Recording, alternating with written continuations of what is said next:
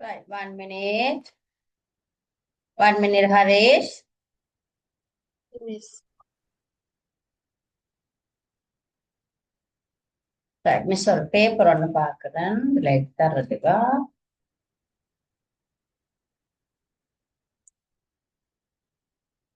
Right செய்யுங்க miss paper ஒன்று தரேன்.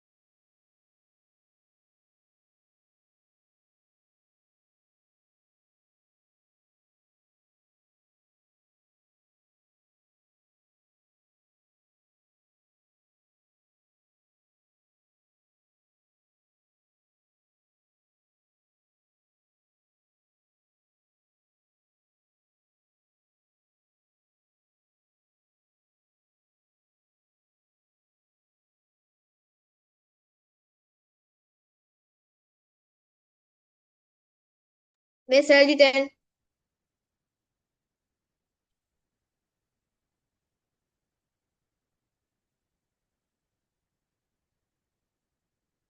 டீச்சர் எழுதிட்டேன்.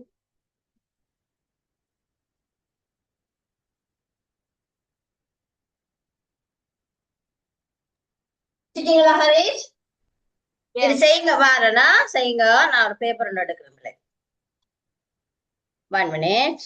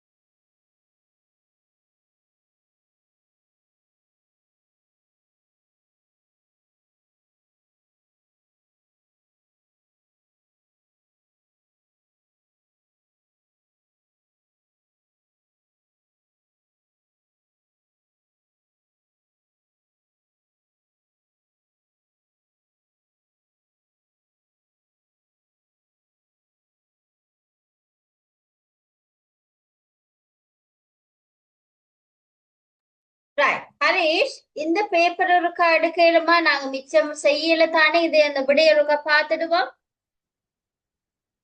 ஹரிஷ் நீங்க போட்டோ காப்பி பண்ணி வச்சிருக்கிறீங்க பாருங்க, அழகு பரீட்சைன்னு சொல்லி இந்த இந்த பேப்பர் ஒன்று தமிழ் மொழியின் இரு வடிவங்களை வேண்டும் முதலாவது கேள்வியோட இருக்குது.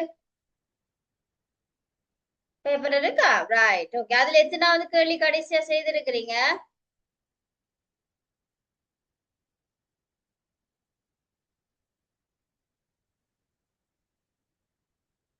அன்மியூட் பண்ணுங்க, அன்மியூட் பண்ணுங்க. இதுல எத்தனாவது கேள்வி கடைசியில செய்திருக்கிறீங்க? கடைசியா செய்த கேள்வி எத்தனையப்பன்? 11. 11. Right, okay. இனி அடுத்து 12வது கேள்வி செய்து கொள்ளுங்க. அப்போ அறுவகை பெயர்களை அடிப்படையாக கொண்டு வகைப்படுத்துக. நாங்க பெயர்கள் பார்த்துட்டோம் என்ன?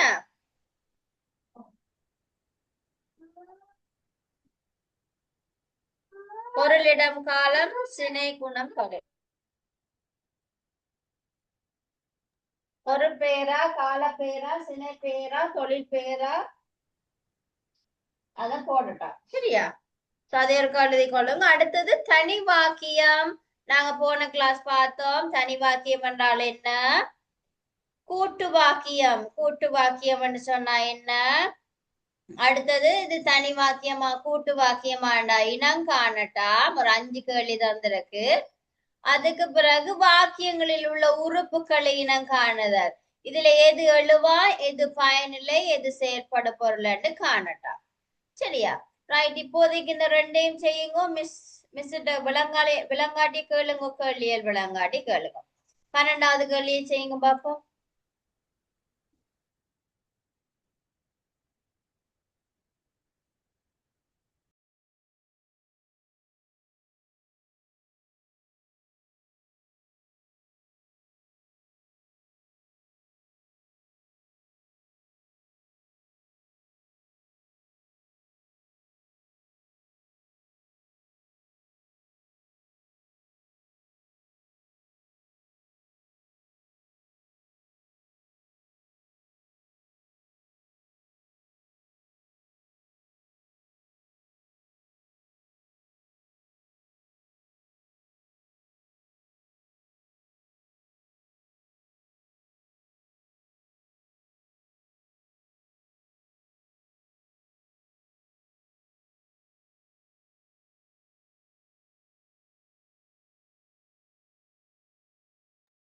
எங்க ஹரிஷ காண இல்ல. ஹரிஷின் வீடியோ. ஹரிஷ் டீச்சர் கொம்பு என்ன வகை பேர்? கொம்பு. கொம்பு என்னது? கொம்புன்னு சொன்னா கொம்பு. கொம்பு. மாட்டிட கொம்பு. ரைட். ஓகே, மாட்டிட கொம்புன்னு வச்சுக்கொள்ளுங்க. அது என்னது? பொருளா, இடமா, காலமா, சினையா, குணமா, தொழிலா? ஒரு பொருள்.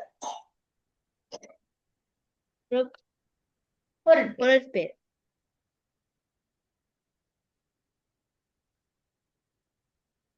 இனிப்பு.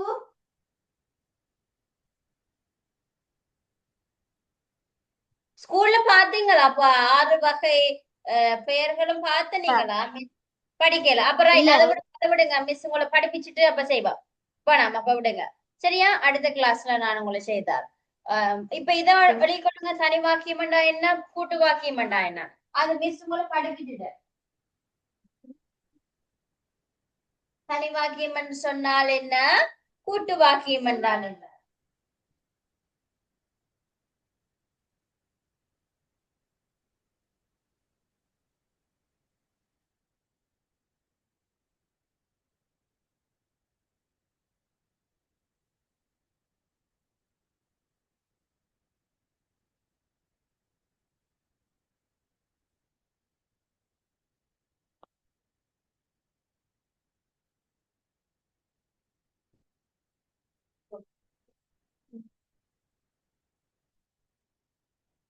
தனி வாக்கியம் என்று சொன்னா என்ன ஹரேஷ்?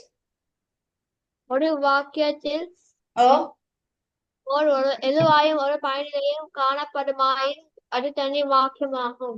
ரைட். நீங்க எதுல பார்த்து இப்ப சொல்றீங்க?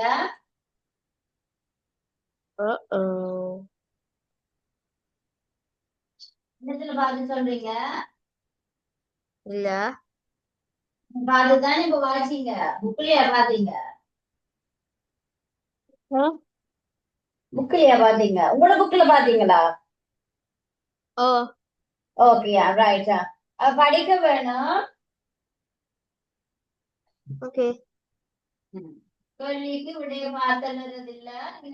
நீங்களா ஞாபகப்படுத்தி படிச்சாதான் எக்ஸாமுக்கு எழுதலாம். எக்ஸாம்ல ஓபன் புக் தர மாட்டாங்களே.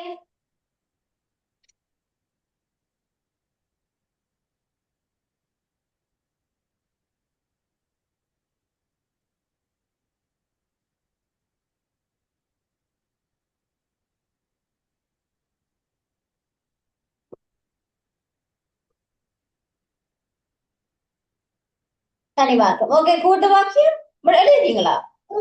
ரைட், பார்த்து எழுதுங்க, பிரச்சனை இல்ல. கூட்டு வாக்கியம் சொன்னா என்னென்ன பார்த்து எழுதுங்க, பிரச்சனை இல்ல. ஆனா எக்ஸாமுக்கு நீங்க தான் எழுத வேணும். அதனால கவனம், ஞாபகப்படுத்தி படிங்க.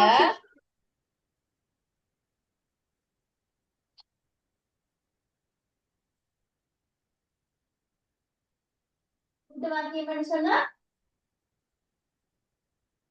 ஒன்றுக்கு மேற்பட்ட எழுவாய் பயனை செயல்படு பொருட்களை கொண்ட வாக்கியம் தான் கூட்டு வாக்கியம். என்னன்னு சொல்லுவீங்க? ஒன்று மேற்கூறப்பட்ட நோ நோ ஒன்றுக்கு மேற்பட்ட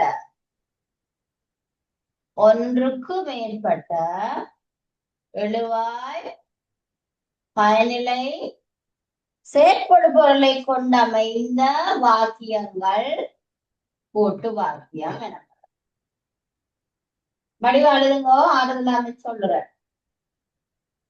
ஒன்றுக்கு மேற்பட்ட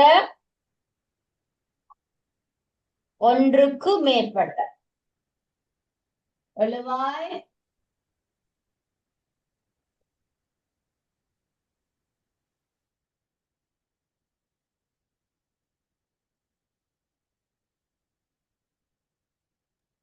பயனிலை செயற்படு பொருட்கள்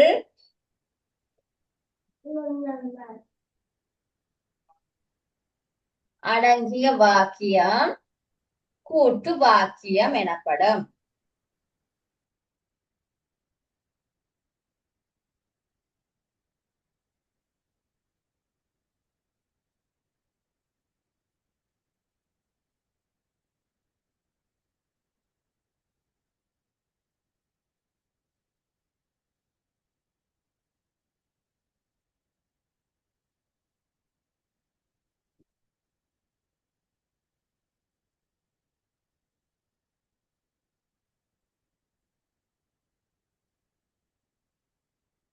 சரி மிஸ்.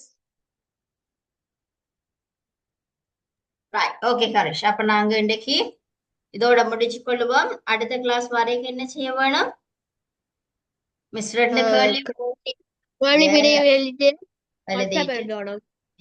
எழுதிட்டு வாங்க. நாங்க அடுத்த கிளாஸ் 6 வகை பெயர் சொற்களையும் ஒருக்கா பார்ப்போம். சரியா?